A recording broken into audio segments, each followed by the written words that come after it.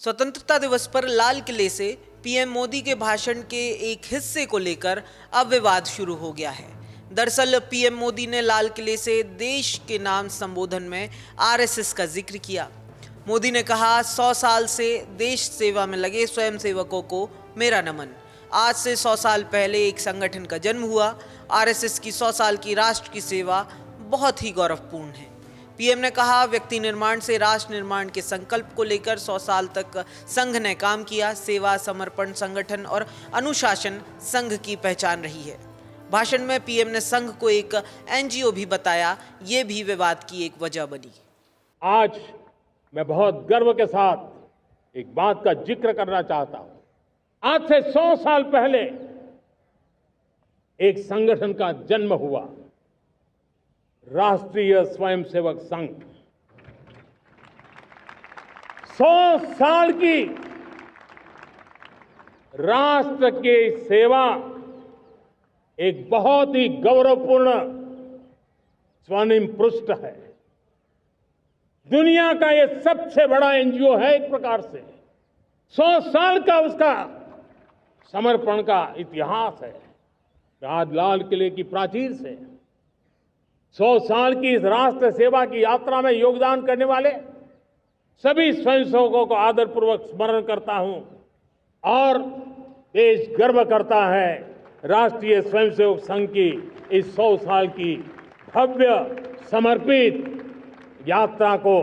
PM के भाषण के बाद विपक्ष हमलावर हुआ। कांग्रेस की सोशल मीडिया सेल की प्रभारी सुप्रिया श्रीनेत ने न्यूज एजेंसी ANI से बातचीत में मोदी के बयान को स्वतंत्रता सेनानियों को कमतर करने वाला बताया। सुप्रिया श्रीनेत ने कहा, ये बहुत दुखद है कि इस देश के प्रधानमंत्री ने लाल किले से उस संगठन का नाम लिया जिस पर सरदार पटेल ने प्रतिबंध लगाया था, जिस संगठन से नाथूराम गोडसे ने महात्मा गांधी की प्रेरणा ली थी। हकीकत यह है कि प्रधानमंत्री मोदी ने लाल किले की प्राचीर से आरएसएस के बारे में बात करते हुए स्वतंत्रता सेनानियों को कम महत्व दिया।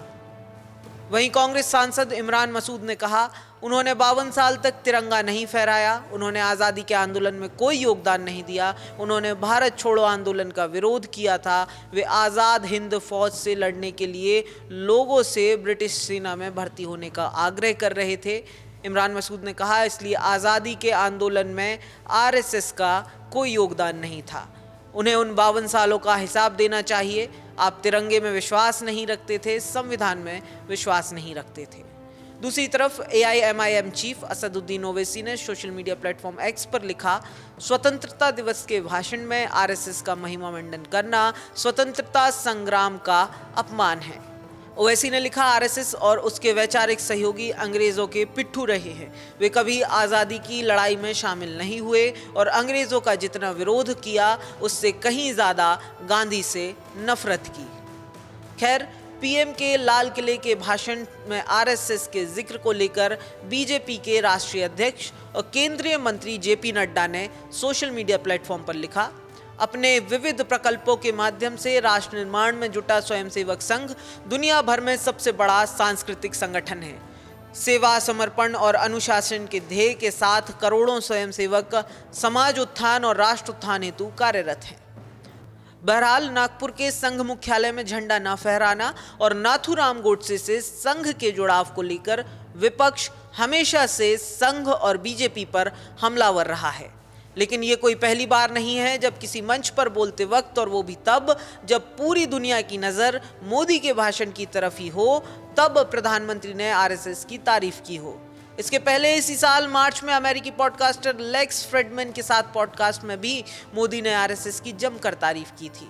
जब प्रधानमंत्री नरेंद्र मोदी से पूछा गया था कि आप आरएसएस के बारे में क्या बता सकते हैं और इस संगठन का आप पर क्या प्रभाव पड़ा, इसके जवाब में उन्होंने कहा था, पिछले 100 साल में राष्ट्रीय स्वयंसेवक संघ ने दुनिया की चकाचौंध से दूर रहते हुए समर्पित भाव से काम किया है और ये उनका सौभाग्य रहा कि ऐसे संगठन में जीवन के संस्कार उन्हें मिले।